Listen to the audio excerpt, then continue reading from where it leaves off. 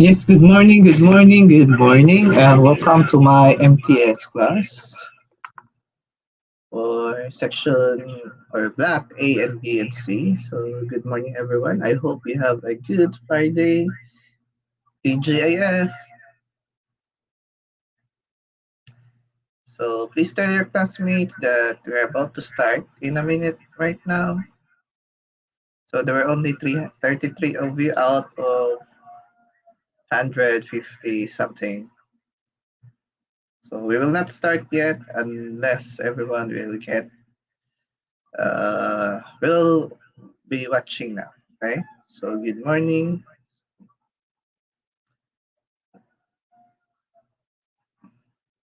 So, let's have a class muna, though we have seminars now. But I need to conduct this class na talaga because, we have this, we are almost late na sa atong, lecture or topic. So, better to, ano na dyan, I'll call that one. Sana yung attendance.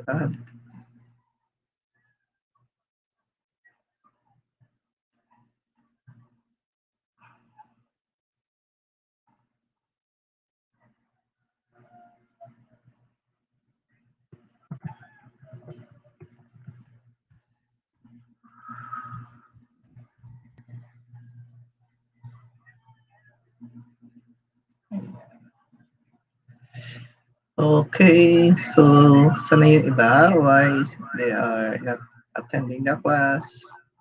So this time I saw it pala that the Black Sea, no? Basta every Friday pala wala kayong klase 8 to 9. So that's why if napansin nyo, I posted na all of the sections, no? So instead of 11 to 12, let's make it lang 8 to 9. So that, na, para refreshing, no? Refresh pa atong mind, bagong gising. So ayan. So we could have ano naman talaga our class, no? This yan na oras. So that's why. So I prefer to ano dyan, to have our class at 8 to 9.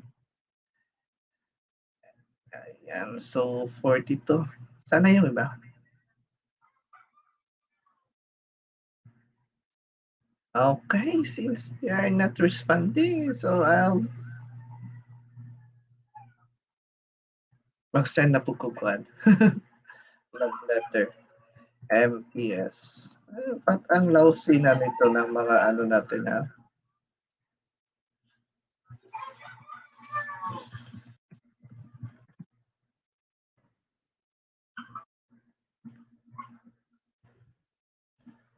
Lousy nitong mga ano natin, second year.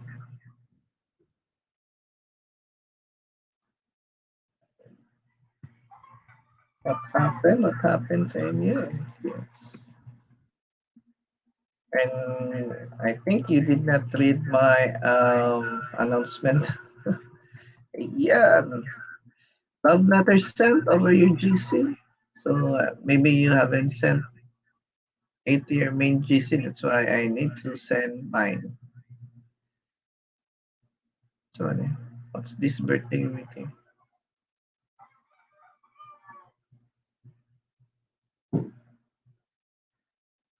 Oh, familiar lagi ng area. Asa ang area?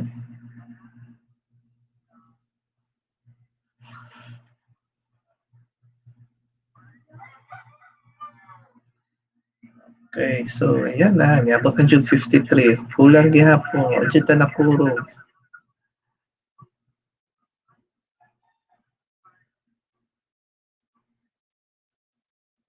Ayan, 60. Nabi ate activity after ani. Pagkuhan ana. Ako ba libakon sa man si Sir hatag-hatag upan. Otro pug ka, mo pug ka gasulod wala ba ya. Na pag once na yung announcement, attentive jud. Napoy uban ko ni mga classmates nato ba na di man po naga-share og info.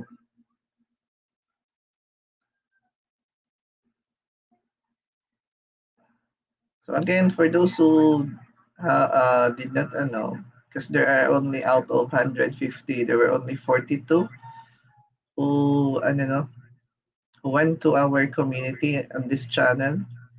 And talagang by clicking kasi the like button sa ano, pasabot, iyang nabasa.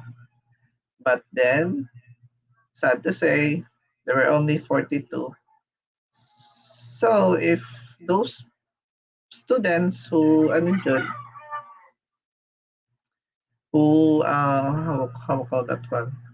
Those who read the announcement, ayun, you should try naman po to tell your classmates din, no? One pack all biyata. So if you cannot relay the message, patay. Oh, by the way, please don't tell me din na nanahoptan ka globe, ano ba, no? Di ko daw sa nahoptan ka globe. Mao na nga nang bitaw, sige ni mo gamito na dapat you should use that one in your ano, in your class lang. No, pero ayun nga. Sige lang, kamay lang anto, sapit na ni more prayers, no, so that we could have our online, not anywhere online, but face to face. Okay. So, pila na ka? It's almost 9:43. Wow.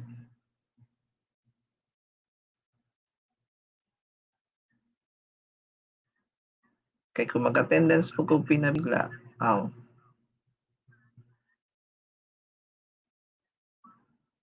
kasi mga sopo po ang uban, no? Ramtay music, eh.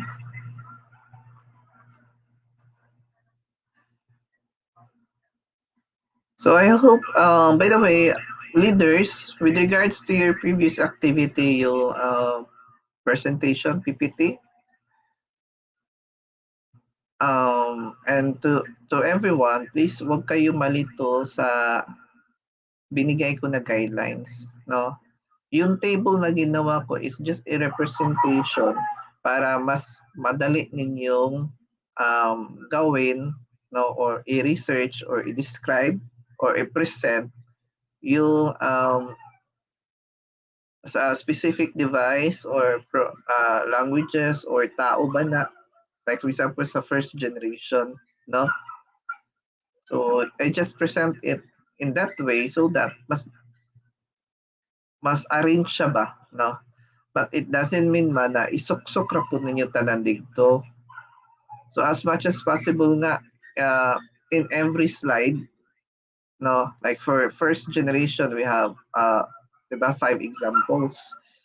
So first, so ba, is it the Turbo Pascal ba yun or something like that? So maglagay ka ng isang picture, the description, no, like the uses, then advantages and disadvantages, nagdisunog storya. And that's for the one slide only. So ganun ba? Eh kung ibutan po mo sa table, tapos gagmay mo kayo siya. So better put it in one in every slide. Para pag-present, ayun. Then of course, use the template leader. Si leader ang magud maka-open atong good activity. Akong gi-pinpoint na leader. So siya rin maka-open ato. Then again, leader, use the template that I said, or yeah, just this time I'll be using the template, no, para isa lang ba, para dili hugaw kay daghan kay mo yeah, sa inyong sa isa ka team daghan kay template na gihimo na ay gigamit na ugaw na kaayo. So motong I let you have the template, the one that I'm using every time I have my presentation, so that maaswan lang siya ba, no? Okay, but for so sana may iba, yeah?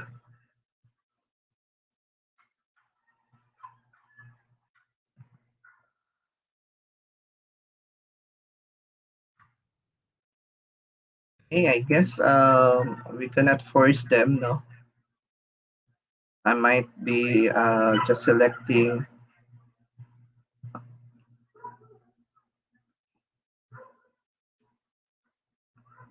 okay, out 79 out of 150, daghang yapay wala, no? Okay, I think it will end kang Silawan.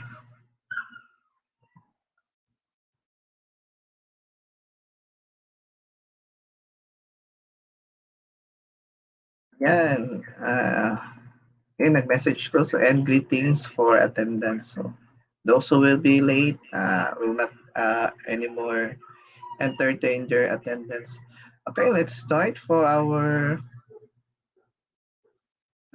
topic this morning. So, as you can see, we are still in our chapter 1.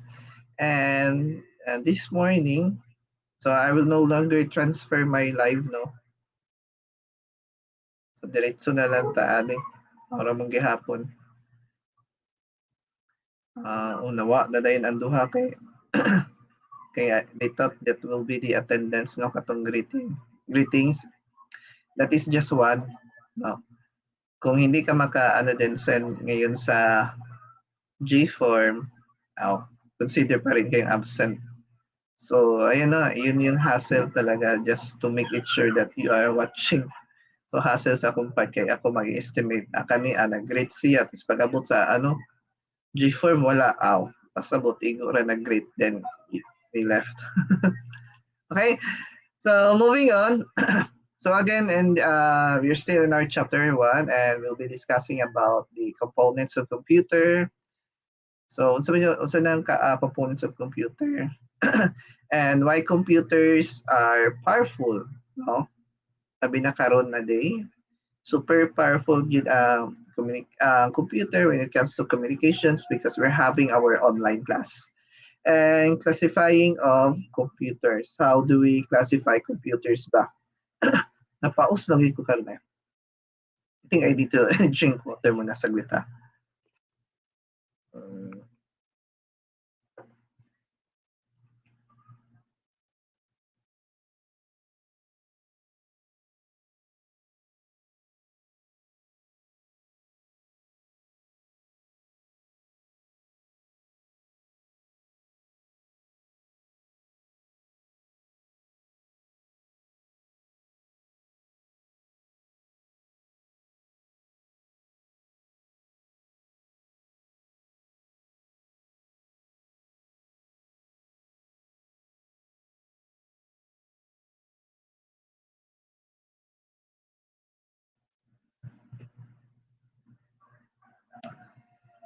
Ayan, so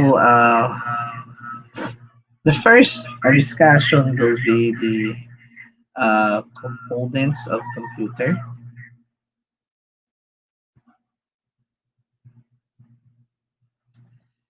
But and our learning objectives this morning is to identify the different parts of computer system and categorize the different peripherals. When we say peripherals, katong mga gamit ba o bang component, no, sa computers, and assess why computers are considered powerful thinking machines. So powerful jud ang computers karon when it comes to thinking, no? So that's computer ano ba na overtake na ba ang thinking sa atong ay sa human, no? So we will know, and yeah, we don't even know right now kung how much na ba or how far na ba scientists or inventors, no, invent the computer when it comes to thinking capacity, no? So we will know later. So components of computer, what makes a computer work? So by definition, a computer is an electronic device that manipulates information or data. It has the ability to store, retrieve, and process data. It contains both hardware components and software applications. So when we say store, so store niya ang data, no? Like for example, you have this activity, so i-store ninyo, i-save ninyo sa inyong computer. And when we say retrieve, we will get the data, the one that we save to this, asa man nato siya gi-save sa atong personal computer, sa atong cellphone, or sa flash drive. And of course, process the data. So what are the instructions given by the user or kamo? So components of computer is composed of the hardware. So pertains to the computer's physical devices. It is any part of the computer that can be seen and touched. So mo na siya. And a computer's hardware consists of interrelated electronic devices that are used to manipulate the computer's operation, input devices, and output devices. So when we say hardware, mao na siyang physical devices na makita nato sa isa ka computer, no? So pasabot hardware man, so it can be touched. So gahi kung so ma-touch na to siya. Unlike ang software, pakita lang nato and we can never touch it, no? So we have these types of hardware, the input and the output. So as you can see, I have two circles, no? In it, I have this input. We have the keyboard, optical pen, joystick, scanner, and barcode reader. When we say input devices are the one who accepts the data. Then of course, to see the output of this the instruction or the data that being sent to the input devices, or to see the result, no, na gihatag sa user, so we need these output devices. So such as the headphones, headset, laser printer, plotter, inkjet printer, speakers, and screen. So those are the output devices, no? Then it so happened din na these input and output devices are only one task, no? Kaning nadiri sa labas. But then naputay other devices that can be considered as input and output, like a digital camera, like an pen drive, touch screen TV, or monitor, CD or DVD, webcam, fax, and modem. So ang kaning sa digital camera, di ba, naga-capture man siya o image. Then muhatag ko siya automatic og output. Yeah? I-capture niya ang image, so ma-store niya. So mo nang input. Then automatic po sa iyang likod sa camera, mo ano siya, no? Mo hatag siya output. Mo na ma-consider siya as input and output devices. No? So murag dili na siya ma-consider na two types of hardware, which is the input and output, because there are some devices na capable siya ani. No? Okay, kuha. And like for example din, karon ang scanner.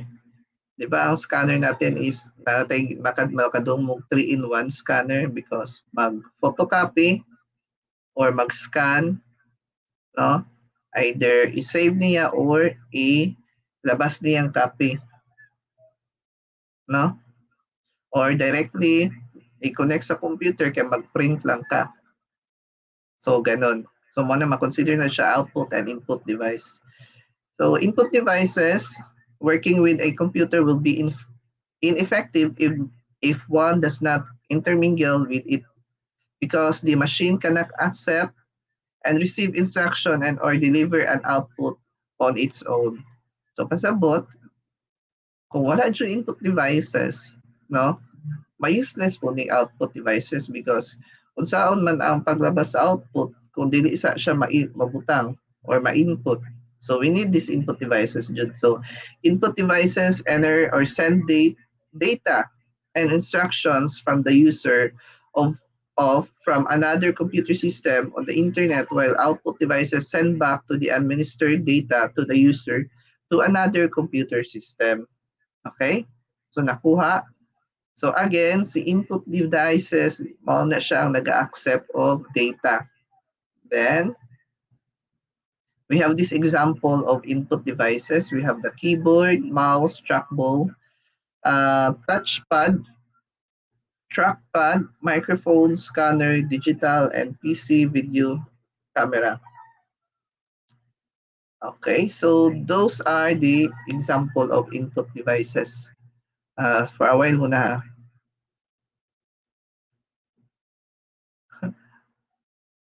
Okay, so of course we are very familiar with the keyboard. No, the keyboard are where we type, no, or input these characters or mga letters, numbers.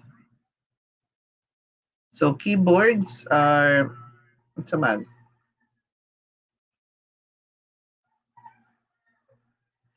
Okay, so keyboard is this is the most common dyan, no? Common input devices that accepts the letters, numbers, and commands from the user, no?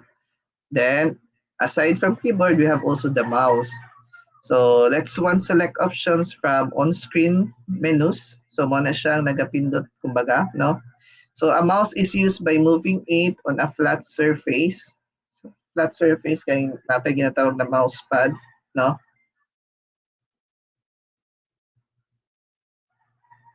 So pressing two buttons, left and right, and scrolling the wheel that is located between the buttons. So this one, malaw siya man. Ayan, left and right, no? Then we have also this microphone, no? Trackball. A trackball has a ball that can rotate using a finger on the palm of a hand to move the pointer. Before, as you can see, my mouse right now is laser na magud siya. Ayan, kanibitaw sa ano. Pero dati, trackball ni siya, no? Pero karon is ano naman siya, murag nag-improve na mo ng trackball na ato, laser na siya.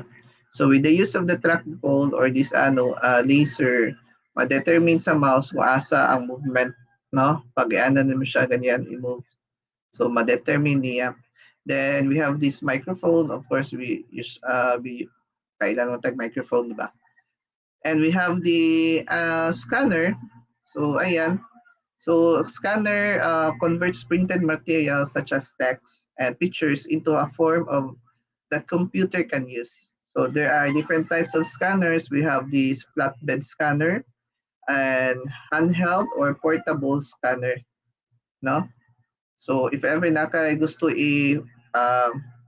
data or picture or documents na gusto nimo i-send, so we try to scan it, no?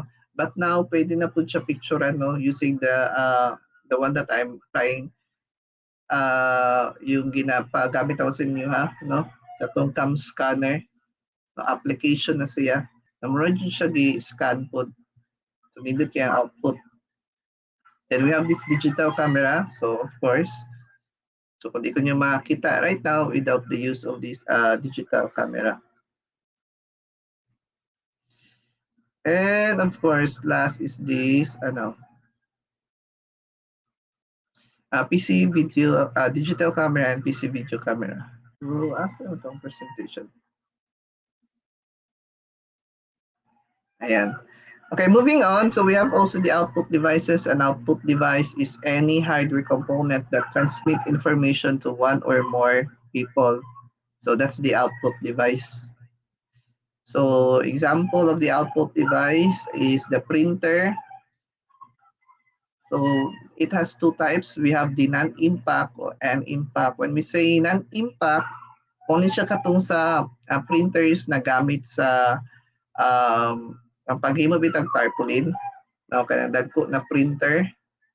So it's a non-impact because gina-spray ra mo guna. Di jud na siya mudikit, unlike aning impact na mudikit jud siya. Kaning gagmay na to na printer this time, no, mudikit siya kasi it's using the laser ba or sa ano. Pero kanang sa printer sa paghimo sa tarpaulin, dili spray na siya. So di jud na siya mudikit na around 1 inch ang kalayo. So ganon. Then we have also this monitor. Types of monitor is the cathode ray tube or the CRT. So mo ni kay nadiri ron kaning karaan nato no na baga-baga pa kayo siya sa likod no. So asa man ni siya nabilong sa generations of computer.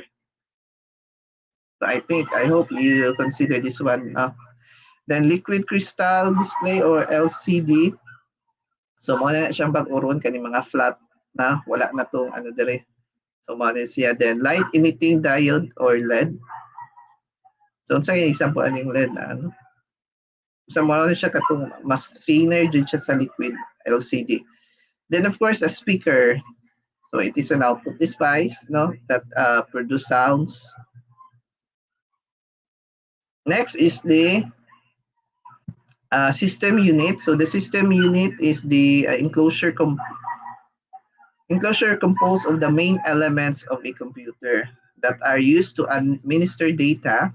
So this can be referred to as a computer case or tower. So this one, no? So before sa sinauna, we mistakenly call this one as the CPU, no? Kana sa imong mga mama ninyo o auntie, they call this one as CPU, but it is not the CPU. This is the computer case or tower. So kumbaga, if we compare this one to the human body, this is the skeleton. Skeleton because diri man ibutang ang mga components sa computer. Some of the components of the computer, no? Di ba kung wala po atong skeleton, so asa man nato ibutang atong mga body parts kaya sa heart, lungs. So parang ganun. So the circuitry of the system unit containing the primary of a computer which connectors into which other circuit boards can be positioned is recognized as the motherboard. So kani si motherboard, ayan. Dako kay dyan siya o gamit. Kay diri man, we have different components, di ba? Like, of course, ang output devices, input devices. So we could not use that one without this motherboard. Kaya di man nato ipang paslap, no? So as you can see, this is now the CPU socket, no? When we say CPU, the central processing unit or the brain of the computer. So dili na siya ibutang. Then, of course, with the motherboard, diyan na ipampaslap ang katong kumbaga yung mga peripheral devices. No, diya mag-work tanan, mag-communicate, no? So later on, so I think this will be your activity mamaya, no? You will be familiarizing the motherboard. So ako na lang isulti daan, no? You will, I think you will draw, no? I want you to draw this motherboard so that you can familiarize the basic parts because maybe next week we will have our oral recitation of this motherboard. Okay? So moving on. So now let's proceed now to storage devices. So a computer can be utilized with only processing, memory, input and output devices to make it very valuable. So however, a computer also needs a place to hold program files and all related files when they are not in use. The goal of using a storage is to keep data permanently. Okay? But not all data po no, ma-save. However, I will give you a trivia. As you can see, I have in the picture, di ba? I have this, sa ganyan na, kwan? SD card for saving, ano no? So pictures sa camera. Or even sa flash drive or flash drive, we have this flash drive, then we have this mini SD card. No? So did you know that the data that being erased, you think that you erased it already, pero hindi pala, no? We have it's because I have file ba no, nag-try ko retrieve po sa akong data sa akong flash drive. So ayun, because it's very important. So I think na kanang makommon na to na giningon na the virusan pero dili di ay. So na-delete na siya accidentally, then ayun, there's a software that is capable in retrieving the data. Here comes na Di jud ay siya mawala ang data, no? I don't know giunsa pero na-retrieve man gud ang data na akong gi-save from the start. Pasabot katong pinakauna na ako siya gi-savean og data pila na to ka years napagihapon dito makasulod. Pero not all data kada mga big data pero kato mga images, documents na jud dito. So man ang pag-retrieve atong data sa akong flash drive, kung akong capacity sa akong flash drive is 2 GB, pag-retrieve atong data niabot siya kamot siya 32 GB something. Kasi nga of course from the start man ako nagibutangan siya data. So that's the trivia. So pasabot if you have talaga files no sa flash drive, then you want to delete that one kasi nga mayroon kang hidden agenda kumbaga. So for that mga because kamo man related man sa inyo ha. So dapat jud ay that flash drive or any kind of storage devices could be one of the evidence kang concrete evidence na siya kay nanay nakastore na matingamo sa mga kasi nga gina-retrieve pa nila ang data ana kay naka-save pa na until dili nimo siya siraon. So muna dapat siraon jud nimo ang device para di na siya magamit. Mao makakita mo sa salida kanang may mga hacker gubaon na nila ang unit no na siraon kanon. Dili jud na nila miskin i-delete lang kanang shift delete imo nila delete forever delete dapat jud gubaon ang imong device. Okay? Nagtudlo naman ko. But just a trivia, no? And then storage devices, there are many types of storage device which include the flash disk drive. So a small portable storage device often referred to as a pen drives, thumb drives, or jump drives. So it has a memory capacity of 2 GB, 4 GB, 8, 16, 32, 64, 128, then of course 1 terabyte, no? So I think this could be considered din ang mga flash drive. Then we have this hard disk drive. Most personal, saglit lang ha, may anuhin lang ako.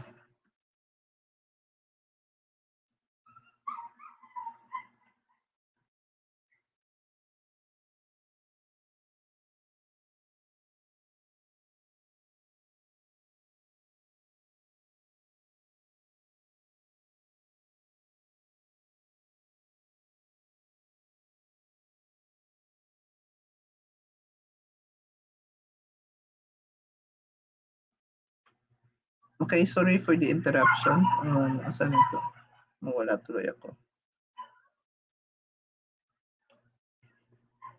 Ayan, so yes, flash disk drive, FDD. So mga yata din sa flash drive, no? Then hard disk drive, most personal computers have at least one non-removable hard disk and that is regarded as a non-volatile memory which permanently stores and retrieves data. So wala tayo HDD diri. So hard disk drive, no? So mo nang nadyo na permanente sa imong sa imong laptop or device nimo computer. Then we have this compact disc. It is a flat, round, and portable metal disc. So this one. So one type of the compact disc is a CD-ROM, which can be accessed using most CD and DVD drives. So another type of compact disc is a DVD-ROM, which has enough storage capacity to store full-length movie. No? Then naputo yung ginatawag na disc man yata to. Kutong square, basi mag-as magod mo. So ang disc, paano po siya, no? Ang katong diskette rather or diskette, no? Paano po to siya obsolete? When we say obsolete, wala na. Because katong diskette is only can say pila to ka MB, 30 MB. For this time, ang flash drive or kaning like this, aning SD card, capable na mo siya og makastore na siya higher or daghan na files, no? Then we have this CD po, no? So, morning sa CD, then sa CD, 700 MB ra jud po ni siya. So mo nang we have DVD that is capable po jud mo save og mga movies. So before, If you can recall, kung isa pa naka-remember diri sa ano man diri? Kinsa pa to maka-remember sa atong Video City? Nakaabot pa mo ng Video City? So katong parentahan og mga salida ba, but this of course kay we can never say man jud, no, because technology every day nag-evolve yun na siya. So mo to nawala na Video City kay na may flash drive. Then karon pa jud na we can watch videos over the internet, no, sa YouTube, Facebook. So ayun, pero sayang po to na business, no, kung nalang po to sila alternative sana. So moving on, so why computers are powerful? Bakit ito na erase? So why we consider computers are powerful by this time, no? So we can say computers are so powerful this time because wait, nakamute ba ako? Hindi pala. So why computers are so powerful this time? Yes, sa may poblasyon. Yeah, dili sa Rose Pharmacy. Dito ang Video City sa katong salon na yata or sa Franco dati. I'm not so sure. Daghan mo na nagapuli-puli dyan before, no? Okay, so computers this time are so powerful, no? Especially karon nag-pandemic. So gamit kayo jud ang computers, no? Aside from that, sa pa kanang sa bitcoins, no? Diha nag-rotate online ang kwarta, then no? Then sa pa.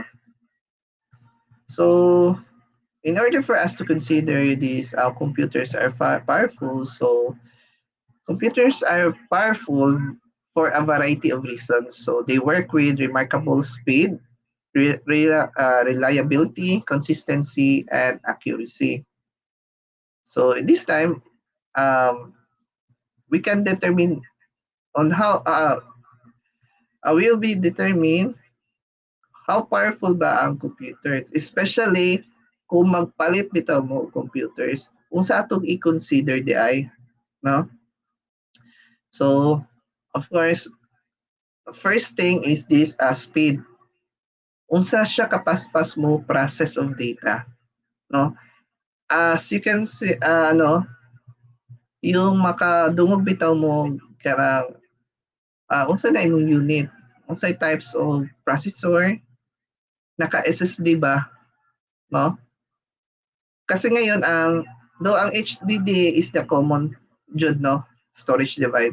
However, this SSD magud is na murag naka memory chip na siya. Unlike magud sa HDD, naman na siya disk gyapon sa sulod no mag-rotate. Mo nang dugay ang processing. Unlike SSD or the solid state drive, no? Murag naka memory type na siya. Mo nang paspas siya ang processing. Mo nang matinga muna, or if ever man magpalit yun mo unit, make it sure yun na SSD, no? Dili lang HDD. Dapat HDD. Like for example, sa ako unit, I have my 1 terabyte HDD, then 256 SDD. So dako akong storage, kaya of course nakagay files. Pero ang mga software na akong ginagamit dito yun na sa SSD. Okay? So computers can store large amounts of data and information. Also, computer allows user to communicate with other users of computers. Then, a user is anyone who communicates and interacts with a computer or make use of information it generates. Okay? Then, sa paman. So, di ba, katong speed, then ang ako. Reliability. So, how reliable ba paggamitin kaning na to, computers? Then, consistent ba siya? Labi na pag yung processing niya? Then, how accurate ba muhatag siya og data? Like, of course, magpalit bitaw ang laptop, tas dili siya SSD, HDD lang.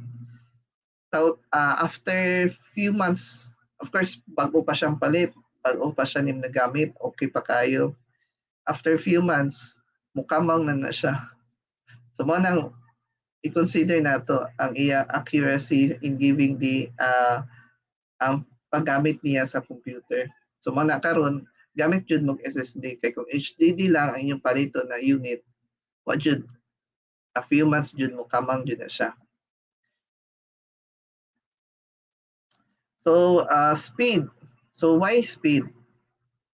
So sama sa kung gingon ka ganina, so speed in the system unit kasi operation get done through electronic circuits. So when data or instruction and information drift along these circuits, they travel at incredibly fast speeds. Then most computers bring out billions of operation in a single second. So ang kaning pag-process sa data like the one this time kaning atong online class, pag-process ani billions of operation in a second, no? Kay if imo una-unaon mag-send bitaw kag data, mag-send kag email, dugay biya, di ba? Even mag-order ka, di ba, sa Shopee, dugay biya tayo, di ba? That's the physical, ano. Pero i-convert na nimo sa computer, like the one, labi niya kaning, the one, akong speech bitaw, pag abot sa inyo mo receive dayon siya, makadungog dayon mo. So, billions of data ang kuanana, no? Ang process sa data o ang iyang kapaspas. So, in 1 second, no? In 1 second, pila kaya ang ma-process na data ni computer. Mao nang isa po na i-consider. No? So how fast, no? How fast is the capable sa computer? So karon most computers bring out billions no, of operations in a second. So the world's fastest computer can perform trillions of operation in 1 second. Pero I think dili na lang trillions ron, labi na ang supercomputer sa China yata ang gihapon no ang pinakapaspas dili na trillions so sa may sunod sa trillions I think quadrillions so yung ana kapaspas ang speed sa data panahon gud mo kung trillion ka ano ka package in 1 second lang ana kapaspas diba next is the reliability and the consistency. So when we say reliability, the electronic components in modern computers are dependable because they have a low failure rate. So the high reliability of components enables the computer to produce the consistent result. Ayan. Kay kung nindot yun imong computer, ang reliable kayo ang yung specs na imong napili, of course, consistent jud ang iyang ihatag na result sa imo. Munang ako sa inyo, avoid buying second hand. Kay kanang mga second hand mo good, of course, giayo na nila. Gi-repair ba? Okay na ni siya, pwede na siya ibenta. But in the end, we don't know the secret behind that reasons na nga gibenta niya. So, sa ako dyan, I don't like to buy second hand. However, try to buy which is yung mga kailan dyan nimo. Like, I'm sorry, this sa akong laptop mo, this is a second hand though. Though this was used only for brand out. Di ba kada? Ginagamit lang ng laptop kay kung ma-brand out, of course, na siya backup.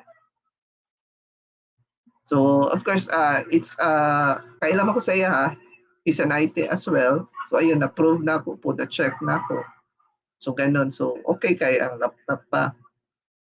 Pero, yeah, sa inyo hamanguna, you are not really that familiar with this, di kay mo, ano ba, no? So, ako ma-advise jud, do not buy second hand jud because we really don't know the secret behind kung bakit binta na nila. No? Then, of course, ang accuracy, So computers process large amounts of data and generate error-free results, provided the data is imputed correctly and instructions work properly. If the data is inaccurate, the resulting output is also incorrect. So a computing phrase known as a garbage in, garbage out points out the accuracy of a computer's output depends on the accuracy of the input. Then, of course, communication. So it is unbearable to go through a day without communication. So communication happens between two or more people sending and receiving messages from one another. So the one sending the message is referred to as the sender. Okay, the one who sent the message, we call that one as sender, while the one receiving the information is known as the receiver.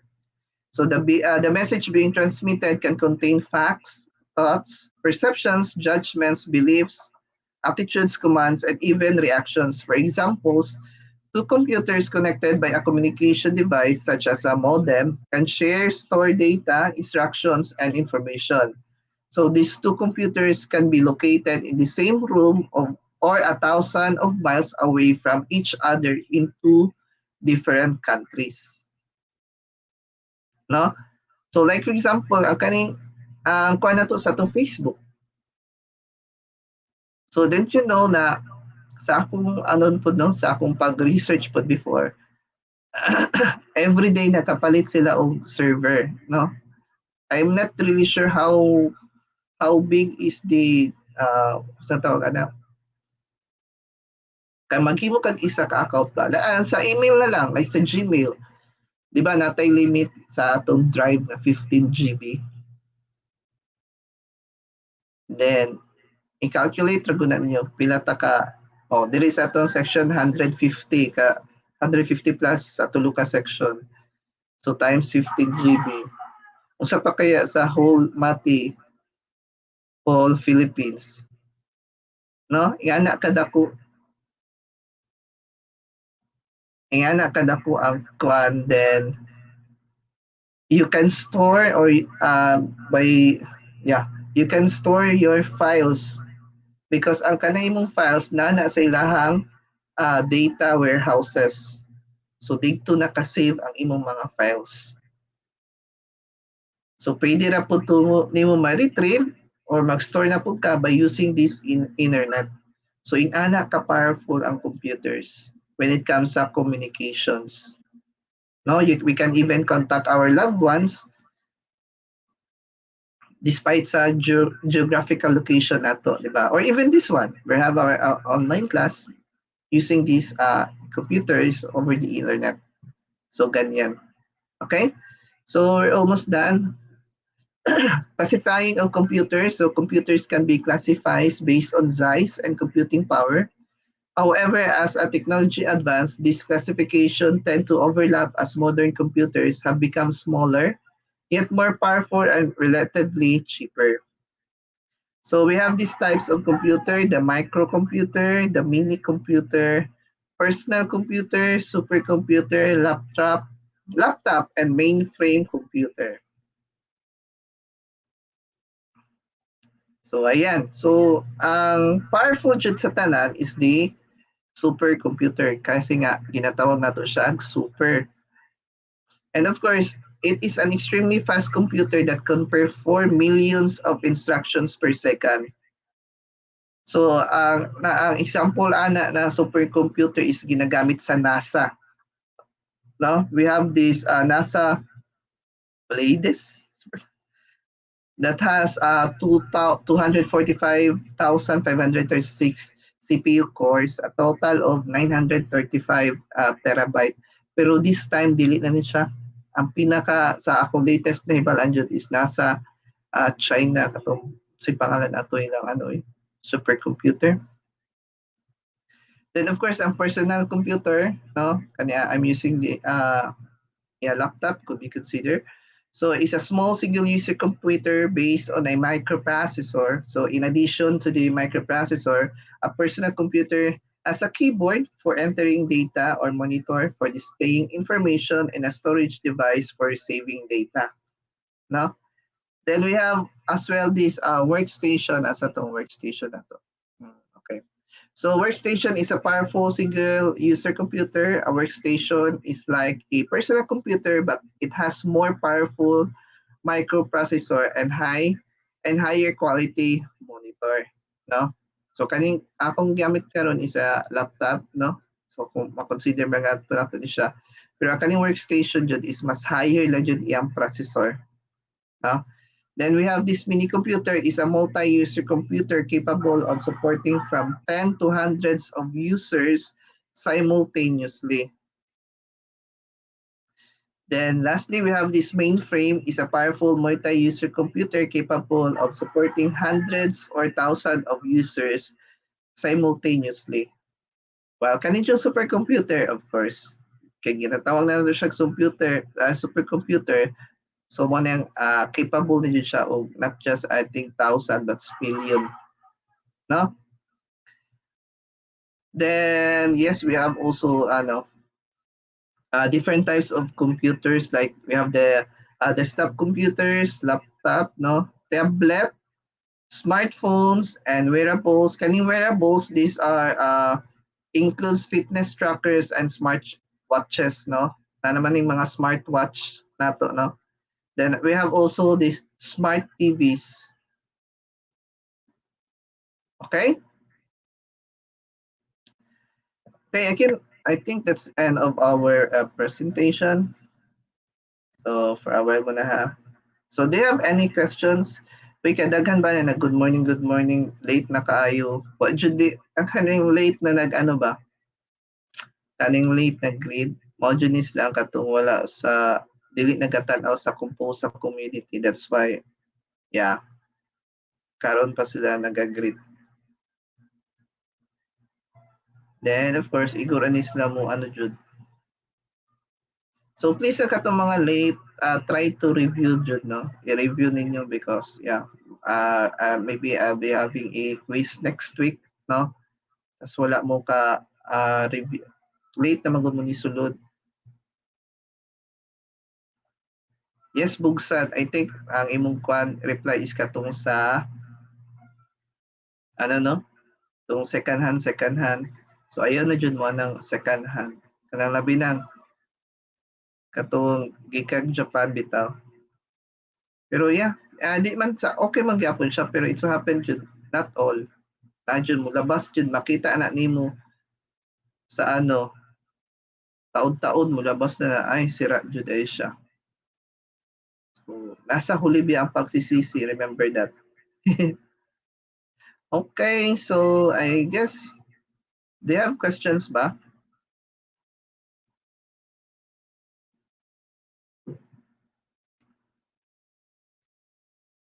So kung wala, just try to tingnan perminti ang canvas for your activity, no? So but for those who are late, again, please review kay na.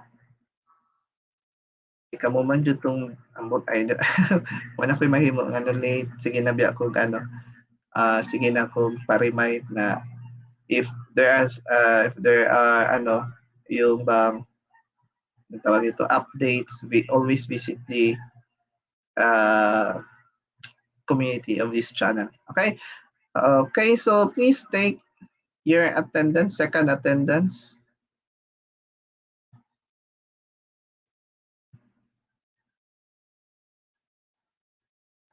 And that attendance will be closing at 9:10. Okay, so thank you so much. So see you on Monday for our another lecture. And please remember the submission of your presentation, and it's by group, no? The leader, please tell your classmates, please indicate there kung sinong nagawa ng nag-research ng specific generation. Na? Okay. So magpaabot lang po saglit.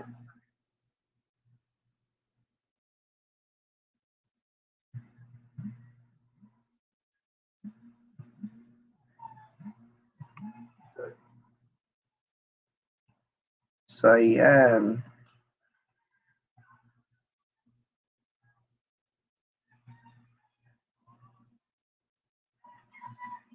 So, naka-attendance ba? Wait, tingnan ko.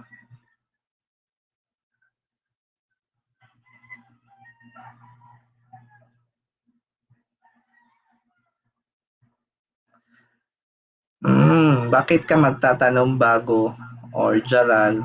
Try to check sa Canvas kung kailan yung submission, no? Always check sa Canvas, andun man yung submission date. Okay, ang date ngayon, it's to March 4. Ayan, that's it. March 4, ayan. Gamay na lagi nag-attendance.